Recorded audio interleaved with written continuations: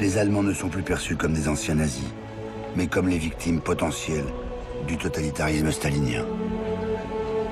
L'interdiction de fraterniser, le don de Fraternize de 1945 est bien loin. Ces Allemands sont devenus des alliés. Quant aux occupants d'hier, ils sont désormais considérés comme des libérateurs et des protecteurs.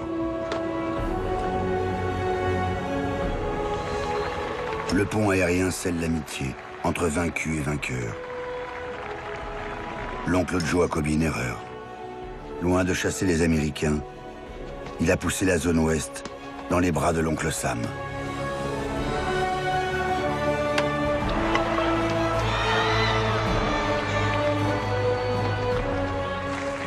Le blocus conduit l'Occident à conclure une alliance défensive. Elle n'est plus dirigée contre l'Allemagne comme au temps de la guerre, mais contre l'URSS. Le 4 avril 1949, 12 pays s'associent au sein de l'OTAN, l'organisation du pacte atlantique. Une partie de l'Europe occidentale se place sous la protection du parapluie nucléaire américain.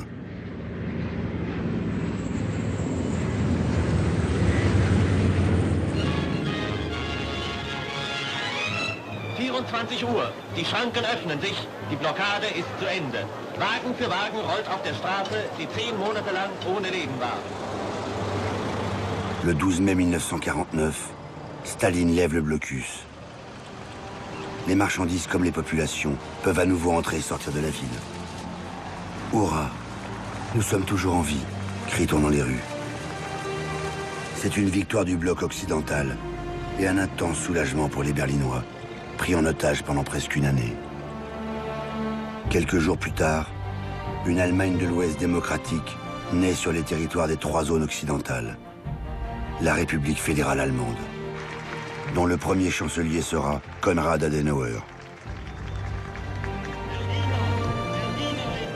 Mais l'ogre du Kremlin ne s'avoue pas vaincu.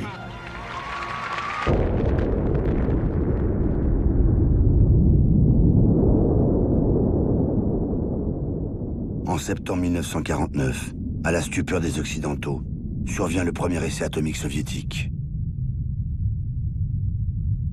L'URSS possède désormais l'arme nucléaire.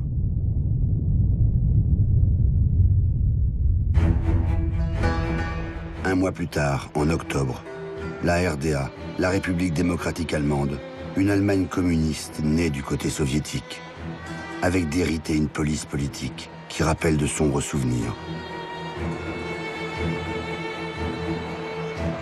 La peste brune a laissé place à une peste rouge.